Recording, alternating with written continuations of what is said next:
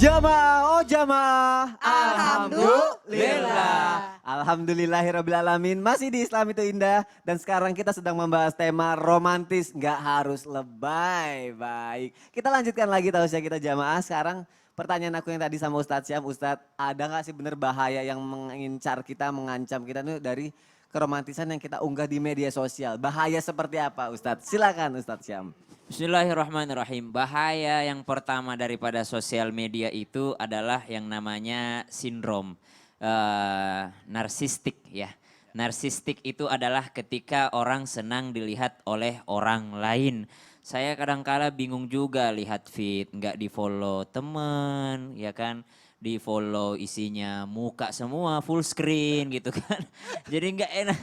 Apa isinya ini ya Allah, muka semua, wajah semua gitu. Faedah apa yang bisa kita ambil, tapi kalau nggak di follow ya teman, nggak enak juga pas ketemunya gitu kan. Artinya adalah ketika sudah yang namanya sosial media, Anda akan siap-siap dengan penyakit yang namanya narsistik tadi. Anda butuh oleh pujian orang lain. Kenapa sih like-nya sedikit ya? Kenapa tayangan ini sedikit, komentarnya sedikit? Maka itu akan menjadi niat utama. Salah niat udah. Yang kedua, ketika niat sudah rusak, maka yang namanya keikhlasan akan hilang. Ikhlas lawannya adalah ria. Ria atau ujub atau sum'ah. Ingin dilihat, ingin dikatakan ajib, kan ujub gitu ya. Dari kata ujub tadi, ajib, pengen dipuji, pengen yang namanya didengarkan, bahwasanya ya pengen disanjung, pengen di like gitu. Itu maka bahaya sosial media. Makanya saya bilang tadi, nikmat yang tidak dipamer saja itu bisa yang namanya berbahaya kalau kita tidak mensyukurinya. Apalagi nikmat yang dipamerkan tadi bisa merubah niat seseorang. Misalnya ada orang-orang yang bersedekah. Saya tidak menuduh bahwa orang yang bersedekah lalu didokumentasikan adalah orang-orang yang ria. Tidak, yang tahu niatnya adalah si pelaku dan Allah. Hanya Allah dan pelakunya yang tahu niatnya. Cuman setan itu tidak akan pernah berhenti menggoda manusia. Ketika dia memamerkan kemesraannya di sosial media. Mungkin awalnya untuk menyenangkan pasangannya. Kan karena ada juga istri yang begitu. Kok kamu gak pernah posting-posting foto aku sih, kamu malu ya punya istri Betul. kayak aku ya? Atau kamu pengen dibilang bujang ya sama followers kamu? Betul ya. Makanya kamu gak pernah posting foto berdua. Saya juga gak suka banget tuh lihat kalau misalnya ada seorang istri yang dirinya terus gak pernah mamerin suaminya. Seakan-akan Aku dong. Oh gitu ya. Astagfirullahaladzim.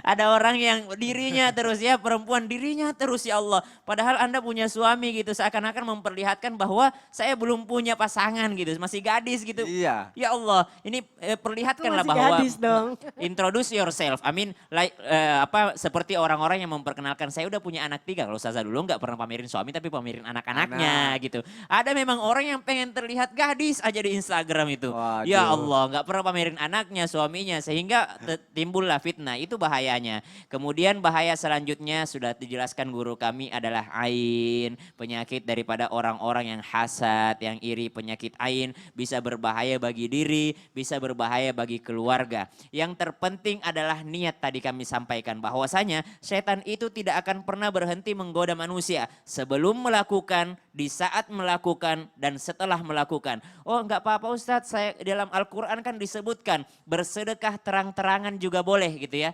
Orang bersedekah menginfakkan hartanya secara didokumentasikan memang boleh. Oh memang boleh, memang boleh. Tapi setan tidak akan pernah berhenti mengganggu. Kapan mengganggunya? Sebelum beramal setan mengganggu. Ngapain sih buang-buang harta aja, kan bisa buat beli tas baru gitu.